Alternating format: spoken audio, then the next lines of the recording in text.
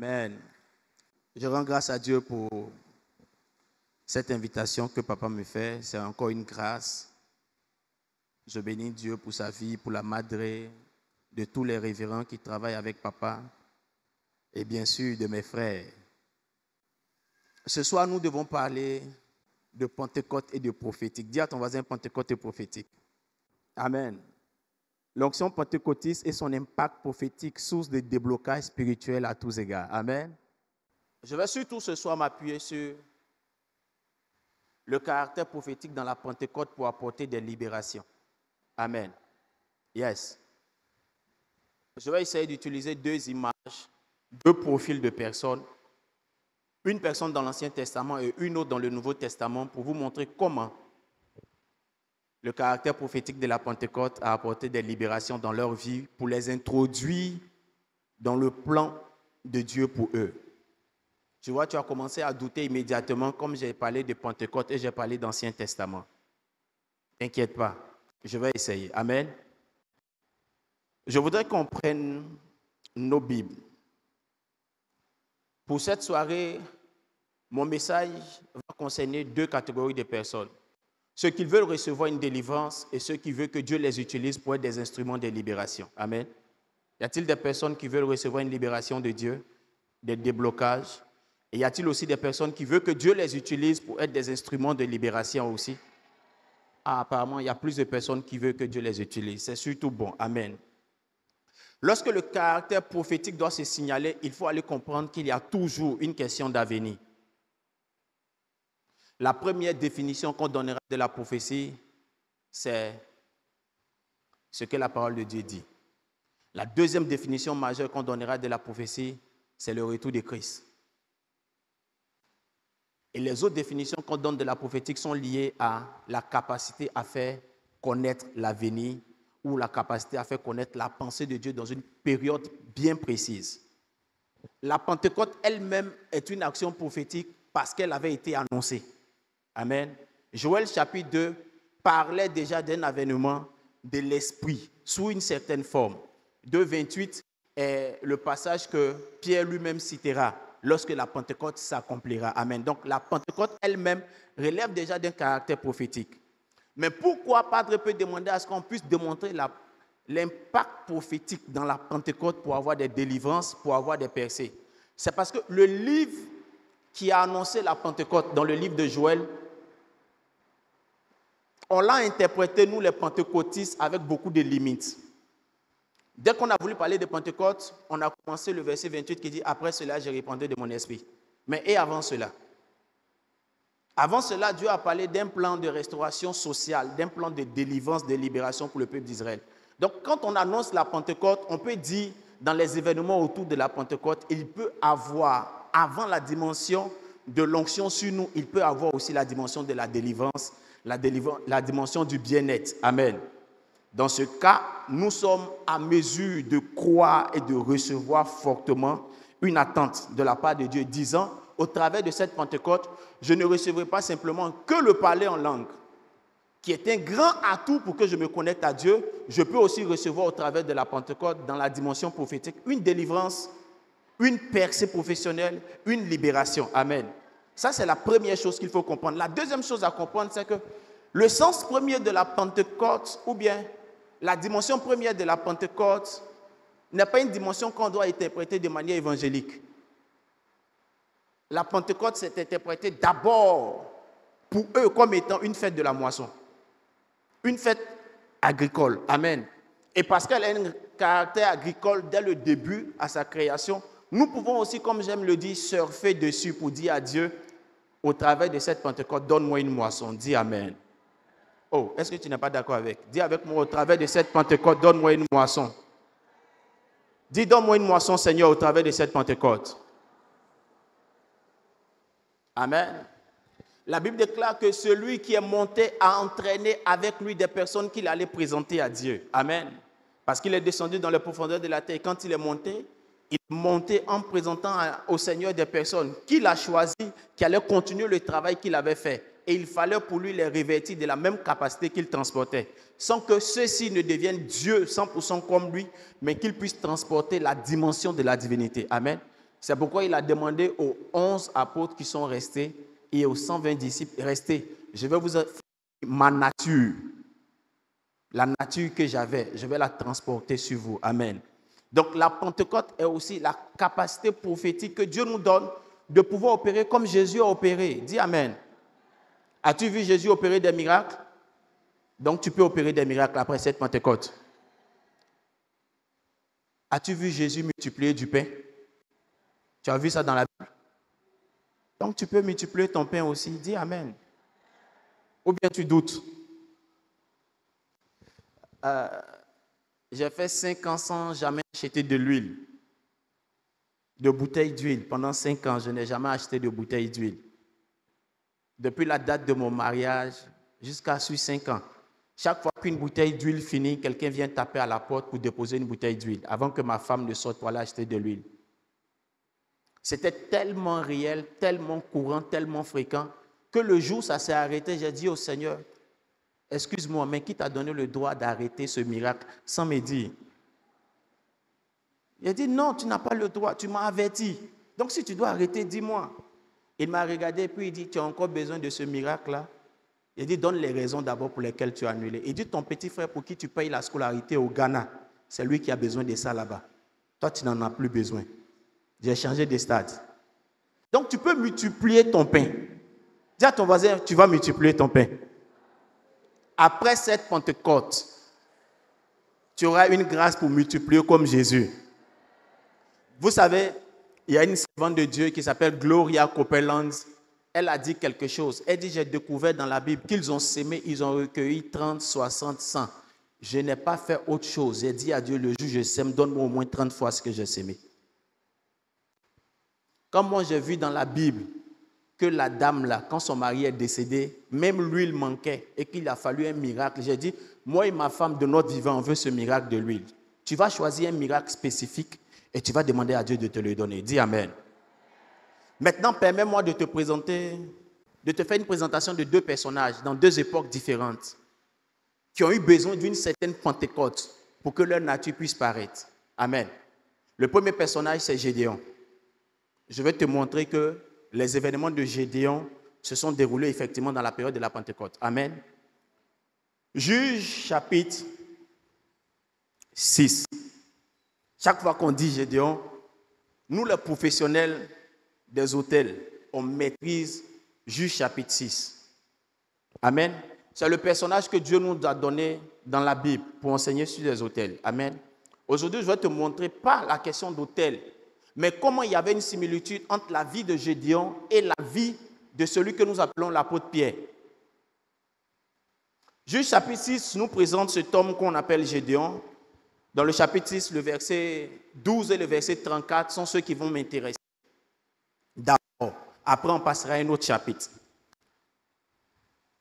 Dans le verset 12, il est dit quoi? L'ange de l'Éternel lui apparut et lui dit, l'Éternel est avec toi, vaillant héros. C'est ce qui est écrit, n'est-ce pas? Ok. L'ange de l'Éternel lui apparut et lui dit, l'Éternel est avec toi, vaillant héros. Allons au verset 34. Le verset 34 dit, Gédéon fut revêtu de l'esprit de l'Éternel. Il sonna de la trompette et Abiézer fut convoqué pour marcher à sa suite. Amen. Dieu dit sa parole. On peut s'asseoir s'il vous plaît.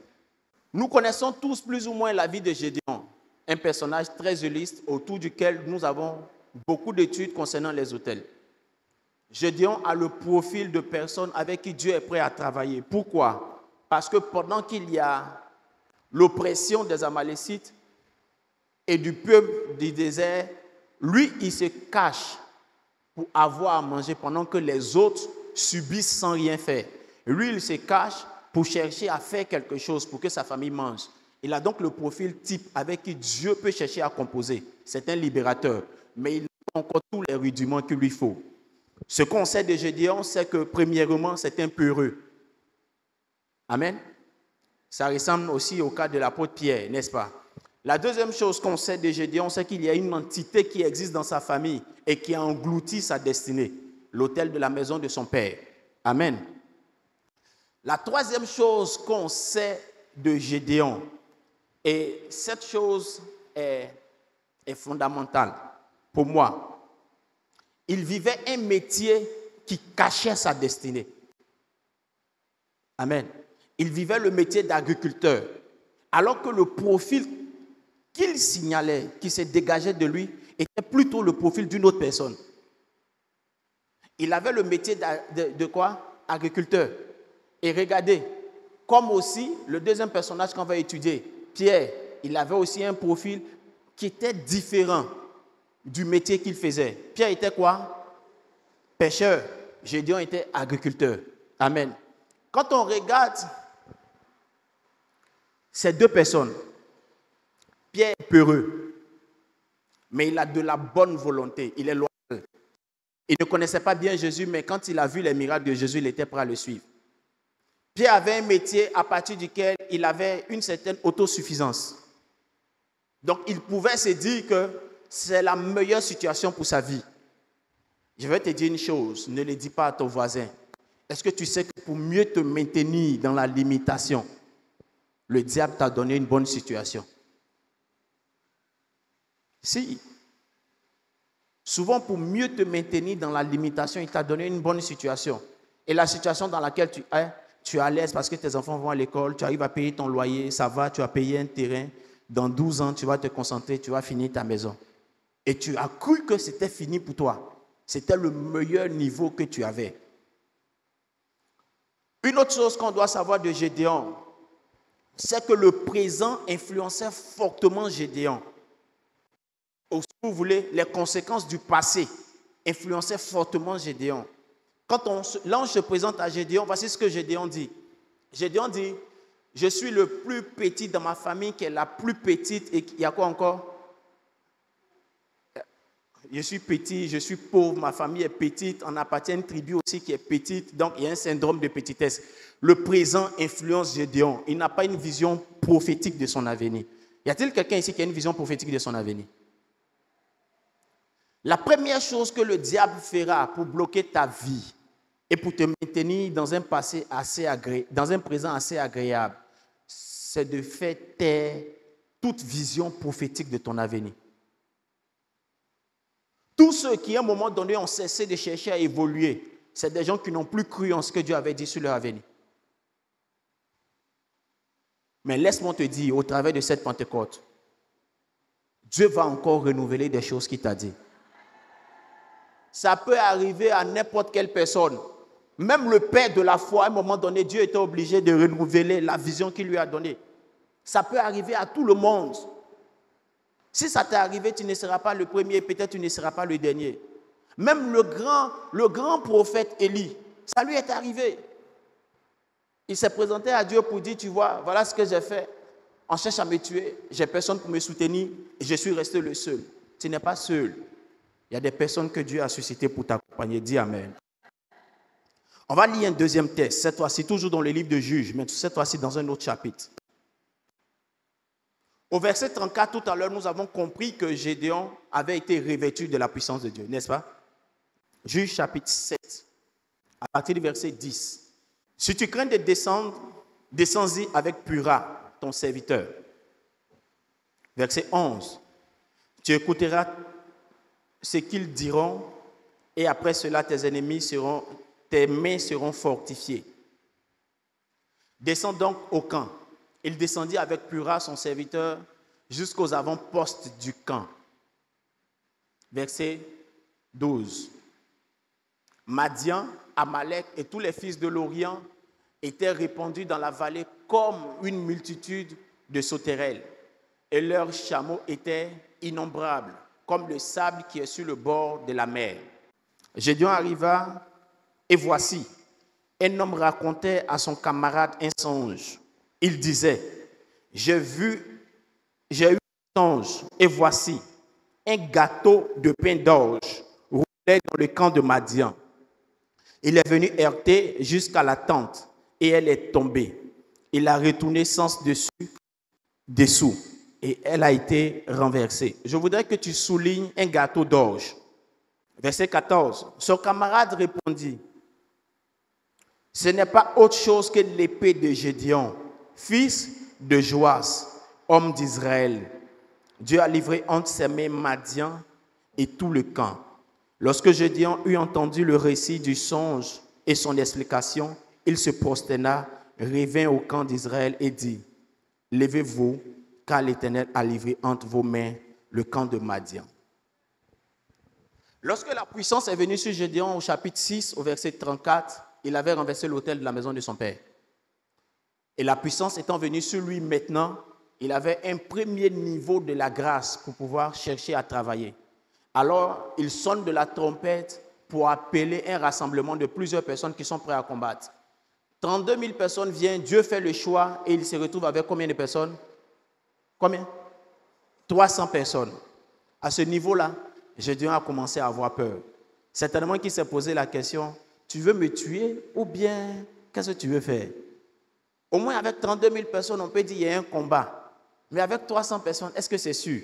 La Bible dit que lorsque Gédéon a commencé à avoir peur, alors que les gars étaient là pour aller combattre, Dieu a dit à Gédéon, si tu as peur, descends dans le camp de tes adversaires et là-bas, je vais te parler. Quand il arrive dans le camp de ses adversaires, il y a un des adversaires qui a fait un songe. Il explique le songe et il donne une indication agricole qui nous permet de savoir à quelle période on est. Il dit que c'était un gâteau d'orge. Déjà dans le livre de Juges, chapitre 6, à partir du verset 10, on dit que Gédéon était en train de récolter le blé. Amen. Déjà à son chapitre 10, on disait qu'il récoltait déjà le blé. La Pentecôte est la période pendant laquelle le blé et l'orge ont mûri et doivent être moissonnés. Donc quand on se rend compte qu'il vient de récolter le blé et qu'on lui donne l'image du gâteau d'orge, c'est qu'on est vraiment dans la période de la Pentecôte. Amen. Et Dieu commence à parler à Gédéon. Le monsieur dit, le gâteau d'orge qui est arrivé là, il va renverser notre camp. Et quelqu'un interprète pour dire, t'inquiète pas, c'est Gédéon. Après ce séminaire, ceux qui t'ont fatigué, qui ont fatigué ta famille, c'est pourquoi j'ai dit que je suis venu m'adresser à deux personnes.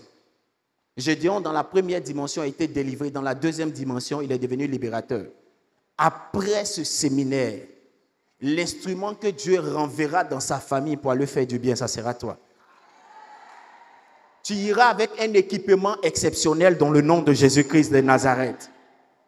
Et voici un Gédéon qui, jusqu'alors, avait été connu comme étant un bon agriculteur, un bon gestionnaire, qui devient immédiatement, à partir de cette Pentecôte, un homme qui, premièrement, est délivré et qui a un surnom Jérubal. Deuxièmement, il devient un homme qui devient le libérateur, plus de sa famille, mais de toute sa nation. Troisièmement, il devient l'homme par qui Dieu a franchi sa famille de la pauvreté. Parce que sa première plainte, c'est qu'ils étaient pauvres. Mais quand il finit de remporter la guerre, il devient le juge d'Israël. Il devient tellement puissant qu'il a de nombreuses richesses. Je prophétise et j'annonce sur ce côté. Je t'annonce dans le nom de Jésus, le caractère prophétique de ce programme de la Pentecôte va relâcher une onction qui pas simplement te donnera la délivrance, mais va aussi t'introduire dans une moisson que tu n'avais pas imaginée. Quelqu'un dit Amen. Regardez ce Gédéon, ce qu'il devient. Gédéon n'aurait pas imaginé que lui seul pouvait réunir 32 000 personnes. Et pourtant la grâce était sur lui.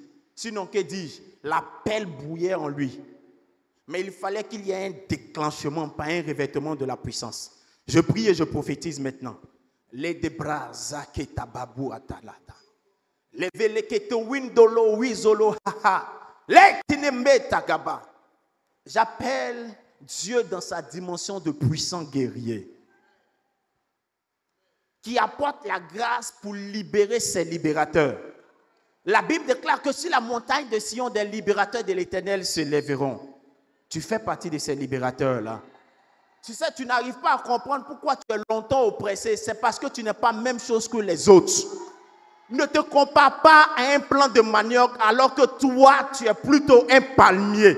Écoute-moi, après cette libération, ce qui va t'arriver, c'est que toi, tu seras appelé dans ta famille. Il y a des gens ici, on ne les a jamais attendus pour des réunions. Mais la prochaine personne qu'on attendra, ça sera toi. Écoute-moi très bien. Tu seras le Gédéon qu'on va appeler Jérubal au nom de Jésus. La puissance de l'Éternel se manifestera tellement que tu en auras suffisamment pour toi et aussi pour donner aux autres. Dans le nom puissant de...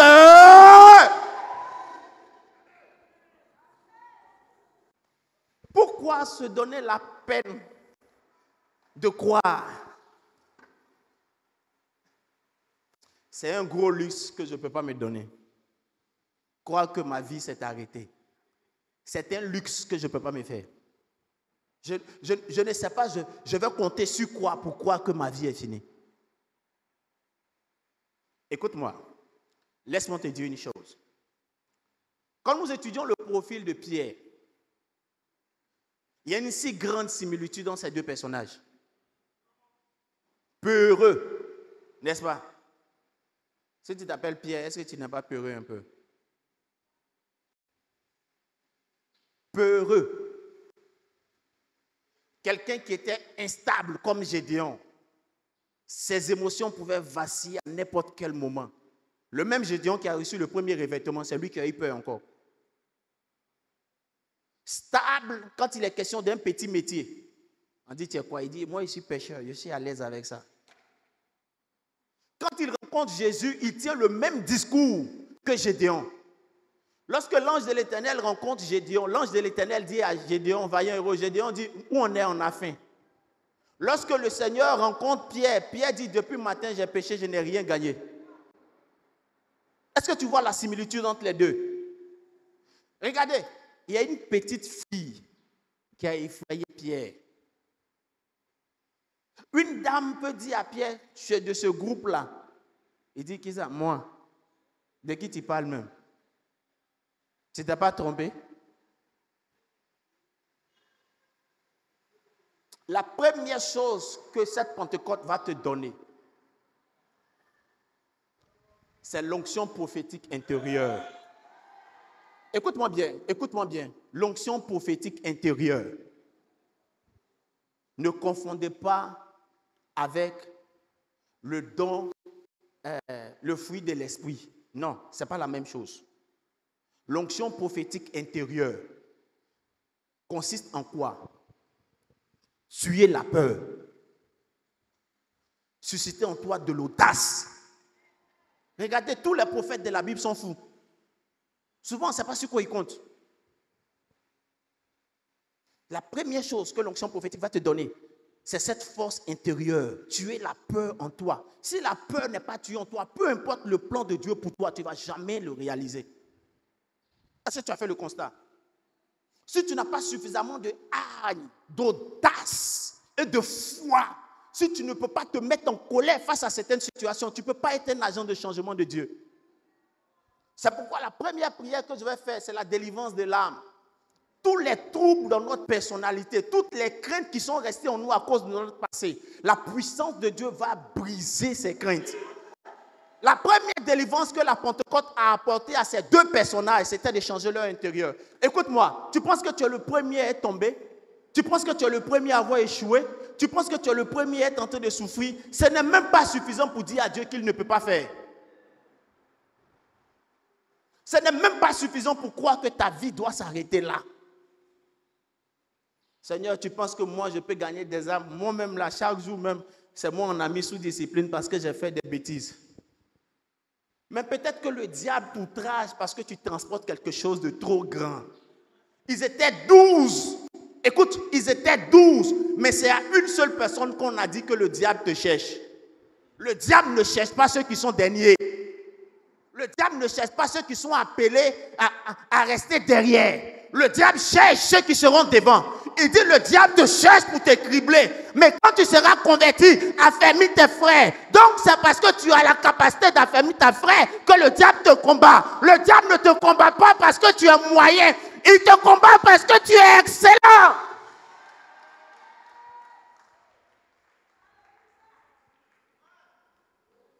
Est-ce que ce qu'il dit est bon? C'est bon? C'est très bon. La première délivrance que nous allons recevoir ce soir, c'est de briser les craintes de notre âme. L'onction prophétique va entrer comme une nourriture dans notre ventre. Est-ce que tu comprends ce que je suis en train de dire? Il y a un homme dans la Bible, il s'appelle Élie. Il a fui devant une dame qui s'appelle Jézabel. Pendant qu'il partait, il dormait. L'ange a préparé. L'ange lui dit mange. Il a mangé une première fois. Il dit où tu vas, c'est trop long. Mange encore. Lui, il pensait qu'après avoir mangé, il partait mourir. Après avoir mangé, il a fait 20 ans encore sur la terre pour tenir face à Jézabel. Dieu va te donner de manger une nourriture qui te rendra fort. Dieu va te donner de manger une nourriture qui va tuer la peur. Dieu va te donner de manger une nourriture qui va te donner suffisamment d'assurance. Tout esprit de crainte te quittera ce soir. Souvent, nous nous en prenons à ce qu'on appelle hommes forts de nos familles, alors qu'en fait, eux-mêmes, là, ils ont peur de nous. La seule chose qu'ils peuvent faire, c'est de contrôler ta manière de penser. Parce qu'ils savent que si tu découvres que tu es un géant, tu vas les chasser.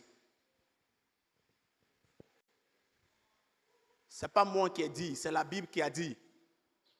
Regardez ce que la Bible dit. Moïse envoie 12 personnes. 10 dit, nous sommes des sauterelles à leurs yeux. Tu es entré dans leur tête pour voir ce que leurs yeux pensent. Josué envoie 2 personnes quelques années après. Quand Rahab les voit, Rahab dit, nous tremblons à votre aspect. Les 10 ont dit, nous sommes petits à leurs yeux. Rahab dit, ce n'est pas vrai. Vous savez, en Israël, souvent, il y a une manière d'interpréter les prostituées. On pense aussi qu'elles sont sorcières. Donc, je suis sûr que ce n'est pas simplement le côté prostitué de Rahab qui parlait. Ça peut être la dimension de la sorcellerie de Rahab qui dit, votre aspect n'est pas la même chose que pour nous. On sent que vous venez avec des forces derrière vous. Je peux te donner une image pour renforcer ta logique. Une parole prophétique annonce que demain, une famine de plusieurs années va s'arrêter. Le prophète finit d'annoncer, le ministre de l'Agriculture dit, ce n'est pas possible. 4 lépreux s'élèvent. Ils vont dans la direction de ceux qui sont les ennemis à Israël. 4 lépreux. Peut-être qu'ils n'ont pas de pieds. Peut-être qu'ils sont en train de ramper. Mais la Bible dit que pendant qu'ils sont en train d'avancer, les ennemis d'Israël qui sont puissants et nombreux osent dire, Israël est allé chercher des alliés. Israël arrive contre nous avec un grand nombre de personnes. Après cette Pentecôte,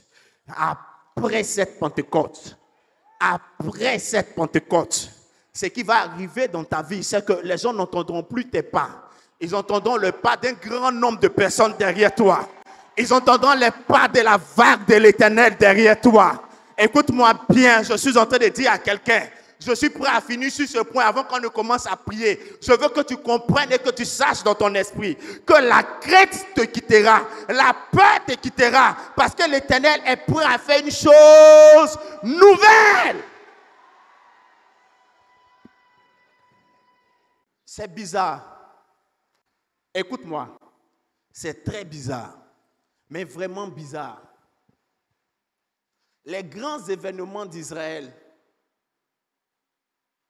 se sont tournés dans une période où l'orge, qui est le symbole, la moisson de l'orge est le symbole de la Pentecôte, en vérité. C'est la période où la Pentecôte est manifeste. Les grands événements de l'histoire d'Israël se sont tournés dans cette période-là. Je ne sais pas si tu comprends ce que c'est en train de dire. Un Josué peureux, au point où le Seigneur est obligé de lui dire 8 fois, fortifie-toi. Si on te dit de te fortifier, ce n'est pas parce que tu es courageux, hein? C'est parce que facilement tu commences à avoir peur. Mais la Bible dit, au temps de la moisson de l'orge, la Bible dit concernant Josué, l'Éternel lui dit, mets les sacrificateurs qui portent l'arche de l'alliance devant. Quand ils ont mis les pieds dans le Jourdain, aïe, aïe, aïe, aïe, aïe, aïe, aïe, le Jourdain s'est ouvert. Je ne sais pas ce que Moïse a fait dans ta famille, mais je sais ce que Dieu fera avec toi après cette Pentecôte. Le meilleur avantage que j'ai, c'est que Jésus n'a pas guéri tout le monde. Je m'appelle Pierre. Il a laissé un paralytique de naissance à la porte appelée la Belle pour que moi aussi je puisse le guérir, pour que ça me donne aussi un nom. Le meilleur avantage que tu as, c'est que tous les problèmes de ta famille n'ont pas été résolus. Il y a certains problèmes qui sont restés pour qu'après cette Pentecôte, ce soit toi que Dieu utilise pour te donner aussi un nom.